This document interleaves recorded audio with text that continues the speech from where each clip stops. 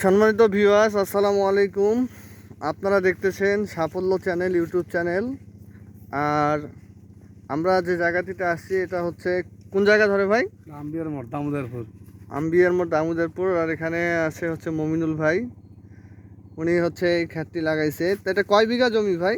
এটা হলো 7 বিঘা। 7 বিঘা জমি। 7 বিঘা জমিতে কোন জাতের বেগুন লাগিয়েছেন? এটা হলো লালতির পারপর কিং। লালতির purple king. কেমন 7 বিঘা থেকে ফলন হলো? মোটামুটি এই যে বেগুন দেখেন, মোটামুটি ভালো হয়েছে। বিঘা একবার উঠাইলে প্রায় 50 মন ওঠে। একবার উঠালেই 50 মন। 50 থেকে 60 মন। তার মানে যদি 2000 টাকা বাজার থাকে 1 লাখ টাকা। হ্যাঁ। তো এই যে বেগুন দেখেন, তো লাল তীরের পার্পল কিং, এটা সময়ের সেরা জাত। এটা সময়ের সেরা জাত। আর কি বলবো, এখনো গাছের বয়স আজকে কয় মাস চলতেছে ভাই? লাগাছে 34 মাস। চৈত্র মাসে লাগা হইতেছে, চৈত্র। তারপরে এটা কোন মাস চলতেছে? এটা হলো অগ্রহায়ণ মাস। অগ্রহায়ণ মাস, চৈত্র, বৈশাখ, জ্যৈষ্ঠ, আষাঢ়, ভাদ্র, আশ্বিন, বৈশাখ, জ্যৈষ্ঠ, অগ্রহায়ণ, প্রায় 3-4 মাস হয়ে গেল।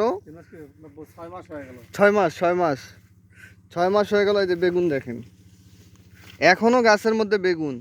তো আপনারা যারা বেগুন লাগা নিয়ে চিন্তিত আছেন, অনেকে অনেক ইচ্ছা থাকে যে আমি বেগুন লাগাবো। বেগুন কিন্তু একটা ডিফিকাল্ট ফসল, খুবই কঠিন ফসল। আপনার কাঁধের মধ্যে সবসময় ডোল জার্কিন নিয়ে থাকতে হবে। এই দেখেন, এখনও গাছের মধ্যে ভরপুর বেগুন আছে। তা যারা বেগুন লাগায় আশাবাদী যে আমি বেগুন লাগাবো, তারা লাল তীরের পার্পল কিং জাতের বেগুনটি লাগাইতে পারেন। এটা হচ্ছে বাড়িফোর আমের বাগান। এখানে কতগুলো আমের গাছ আছে ভাই? 1200।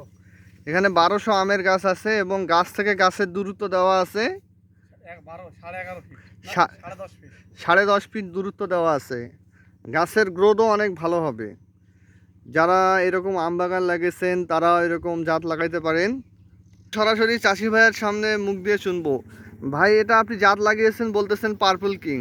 তো যারা বেগুন লাগাবে তাদের পরামর্শ কি দিতে পারেন আপনি?